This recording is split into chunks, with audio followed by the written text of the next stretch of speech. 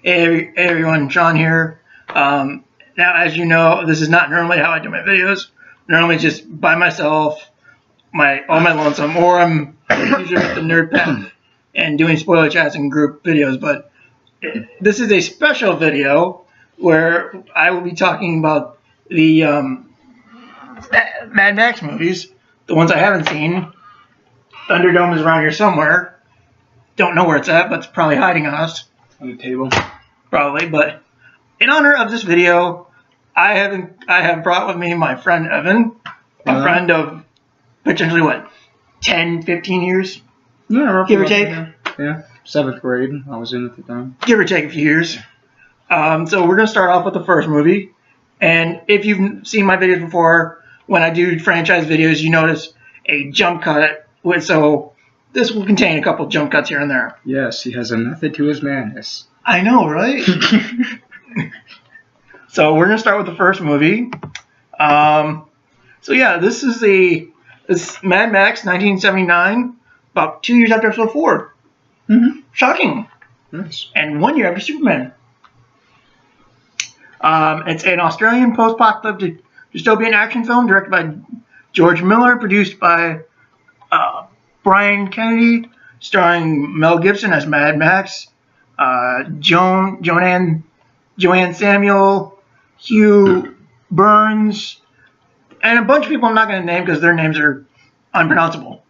Or they mean shit. That too. James McCausland and Miller wrote the screenplay from a story by Miller and Kennedy. You can do this part. Film presents a tale of societal collapse, murder, and vengeance set in a future Australia, in which a vengeful policeman becomes embroiled in a feud with a vicious motorcycle gang. And so, let's see. This movie was released April 12th, 1979, with a runtime of 1 hour and 33 minutes. The budget was a low-budget movie, we'll say that. A low-budget independent movie, probably one of the first independent movies, probably. And it grossed back 100 million US dollars. Wow.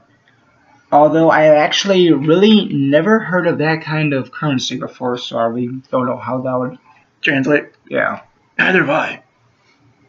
It's Australian money, I'm guessing. Yeah. Since it was made in Australia. I literally don't even know what that was.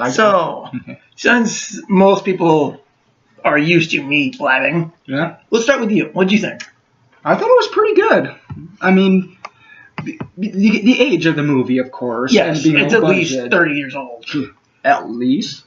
What, 79? 2009? We're not in 2019 yet, dude. Oh. So it's at least 30 years old. Coming up on 40. So, yeah, 30 years.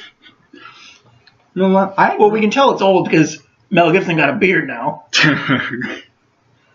Yeah, plus he has wrinkles. Well, everyone gets those when they get old. Not to make fun of Mel Gibson. Oh, I'm sure he's a nice guy in real life. Yeah, but something about that beard, it looks like he has a dwarven forest growing on his face. Yes. I mean, I was half expecting Ghibli to just jump out of the beard when I saw him at one of those late night talk shows. Okay, but still, yeah, the movie. Yes. Yes, I really didn't have any complaints. I mean, not a long film, but everything just happens fast, but you don't really care that it happens fast. I mean, it's a fast movie, so it's like something's constantly happening. It's like 90 minutes at least. Yeah. But yeah, for only seeing Fury Road, I know I've never seen these movies before. Sue me. I'm pretty sure I got that stuff out when I did the last video. But I actually quite enjoyed it, despite being poorly misinformed. Yeah. Because I was always told, okay, it's Max just getting the revenge for the death of his family.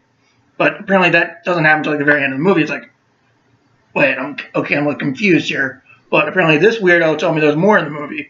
So it's like, okay, now it makes a little more sense, because what I was told is just revenge for the death of the family. Because even Punisher, great movie by the way, the 2004 Punisher movie, I swear you've not seen it, I have to hurt you. No, I've seen it. Good boy. I just haven't seen the Warzone one yet. Skip it, shit. Okay. Take your word for it. Although Ray Stevenson, who plays Volstagg in the Thor movies, acts the hell out of that movie at a Punisher Warzone. He's about the only good thing in that movie. I'll check it out probably just for that, but yeah, I'm not going to go into it. But, he's about the only good thing in that movie. Okay. But anyway, we're not talking about Punisher. Yes. Sorry. However, Punisher does make a reference to this movie, though.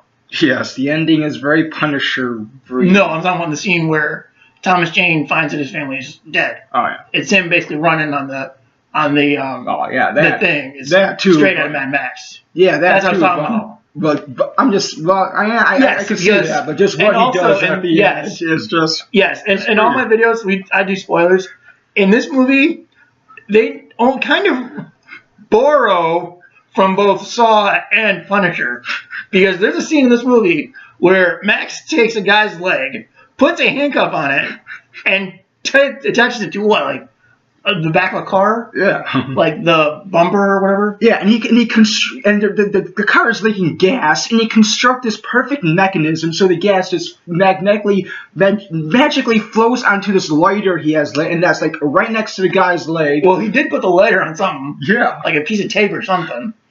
But yeah, somehow the fire from the lighter gets to this water or oil or whatever. Yeah, gas. And then Max tells the guy, you have 10 minutes to get out of the chain, or you have 5 minutes to cut through your ankle. But the guy's like, and then, boom, dead.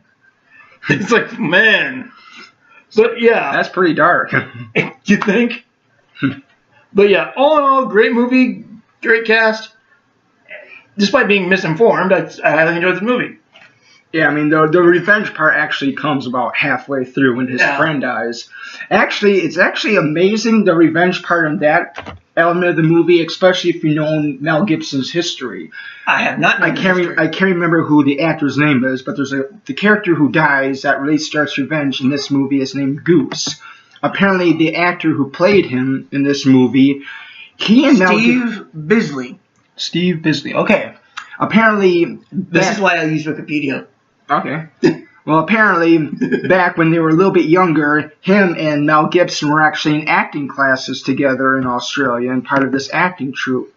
And then there was another low-budget movie that was made a couple years before this movie was, when it actually had a similar scene involving Mel Gibson mourning over the death of the character. And that movie played by the same guy. He pretty much just redid it in this sequence, but a little bit darker because this guy was like blown up. Well, yeah, obviously. Yeah. I mean, how would you feel if you walked in a hospital, saw me blown up? I would be sad. But the thing is, in this movie, you don't even see anything, but it's like you don't even have to. No, he skips the Greaves and goes, "You're dead." Yeah. Pretty much. That's not the Goose. That's not the Goose. Pretty much. But yeah, I mean, Mel Gibson acts the shit out of this, especially since it's his first, real actual movie. I did not know that. I mean, the one before that was technically a real movie, but this definitely This is the one that propelled him to popularity, basically. Yes. Okay, because I was like, you saying it's his first movie, I was like, I didn't know that. Well, the one before that I was just mentioning was technically his first, but that was... But this is the one that propelled him to popularity. Yeah, and it was more of a... Much like what Arnold Schwarzenegger was Terminator. Yeah. I still need to review those, by the way. So, is there anything else we need to say about this movie? Well, for one thing, I was actually impressed with the soundtrack. I cannot believe that the guy who composed the music was a guitarist from Queen. I did not know that either. Sir, I was like, Brian May? Something like Ron May, Brian May? Yeah, the guitarist for Queen. Yeah. Oh, and also, I got a kick out of reading the boxes here. It says, directed by George Miller with Mel Gibson. I read that, I was like, wait, did Mel Gibson direct part of this movie? Yeah, I don't think so. No, but it's still funny, though. It's still funny, see? Yeah, Brian May, which I think kind of found a little bit prophetic, especially with some, not even 10 years later when it came to the 80s, their late 80s, mid 80s, there was a lot of science fiction and fantasy movies that Queen Back to the Future. Well, not just with... Well, you said science fiction, so I was referring to like a movie. There was quite a few in the mid 80s that actually had Queen do the soundtrack for, because they did the soundtrack for Highlander. I can't remember if they did Highlander 2 or not, but they did the music for the first Highlander movie, the TV show, which pretty much they just emphasized the music for the movie from the TV show. Yeah, I know, because I remember... Because there was that song, We Are the Warriors. I'm drawing a blank. Who was the guy that did the Batman music for Burton? Was it Danny Elfman? Yeah, Danny Elfman. Yeah, because I remember Danny Elfman did sort of the same thing, where he redesigned one of the musics from, I think, Batman Returns for the TV show. Yeah, and he also pretty much for the Psycho movie, he pretty just re-emphasized the music from the original 1960s Alfred Hitchcock I've movie. never seen Psycho. I've heard good things though. Yeah, trust me, the original was better than the remake. I've heard. Yeah. But yeah, as far as Mad Max though, is that pretty much all we have to say about it? Yeah, pretty much.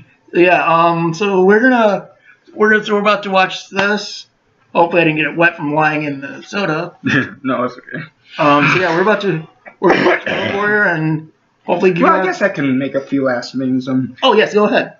Oh yeah. Have at it. This is actually the first time he ever actually watched this. I kind of convinced him into it, but well, I figured at one point I was gonna get around to watching it. Yeah, but I wouldn't just watch Fury Road. Yeah. Well, I mean, I kind of had to skip these ones because I didn't know where to fucking find them. Yeah. I wasn't sure if you had it or not. I couldn't find this one in the library. no.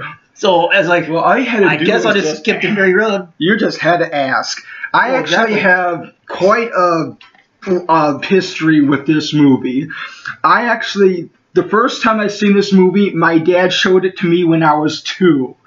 I mean, he showed me this movie before I could even frickin' talk that much. And this was your first R-rated movie? Yes, and I was 2. Mine was Freddy Jason at 12 years old. And that's actually the year it came out, was 2003.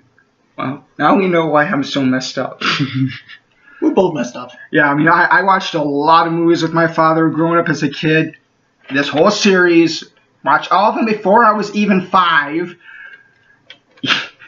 Yes, Yeah, and we will get to his thoughts on the other ones later. Yes. So, down boy. And now for the joke of this video. What joke? The joke where I make fun of my father for being so awesome for the fact that he showed me Exorcist when I was 2.5. He was babysitting me one day. I was in my crib. He said, let's watch a movie. So what does he does? He puts on Exorcist. I'm like 2.5 years old. I don't even know what the frick it is. Did your dad puke and turn his head? That scene scared the fuck out of me at that age. I mean, I was like, get that page. I was crying my eyes out. I was so freaking scared. And then this is the part that, I mean, it pisses me off, but at the same time, I actually have to look back and think my dad's hilariously genius for this. So the neighbors come running because it's the summertime. We have the windows open. Everyone down the street can hear me screaming like a mother frickin' banshee. The neighbors come running to see what's happening because all their friends of the family. So what? He sees them coming. What does he do? He hurriedly ejects the VHS tapes, puts the Land Before Time, and then he's like, oh, he's crying because he wanted candy, and I didn't, and he wouldn't give me any. And all I could think, I was just giving this face. If I could talk, I'd be like, yeah, damn right, Dad. I was like, Wow. my dad is the reason why I'm so effed up. Thank you. I don't know why. I have no idea why I'm so effed up. Probably because of all the movies I watch. Yeah. So Also because of me. Well, that too. I blame him. Yes. So yeah, that's pretty much our thoughts on the first Mad Max movie. We're gonna get to Road Warrior and Beyond Thunderdome if we can find it. Yeah, another thing about this movie, I actually have not seen the Road Warrior since I was 8, so yeah, it's gonna be a. Well, at least you've seen it. Yeah, I have. I just really can't remember much. I'm just saying. Well, at least you remember some of it. I remember none of it. I've never seen it. I remember 2 things. And you saved them for the review. I remember the dog. Yeah, you did. And the guy who looks like a donut. Save them for the video. So yeah, before he spoils Road Warrior, we're gonna actually watch it first. Because one of us has never seen it. Oh yeah, I mentioned there's a dog in it. Big spoiler. You're fired. But anyway, yeah, that's our thoughts on first Mad Max. Hope you guys enjoyed this video. We're gonna watch Road Warrior now and record our review for it. And if you guys can see, that's my cat in the background. Hi, kitty. Still looks like my cat. Well, all cats look alike. See you guys.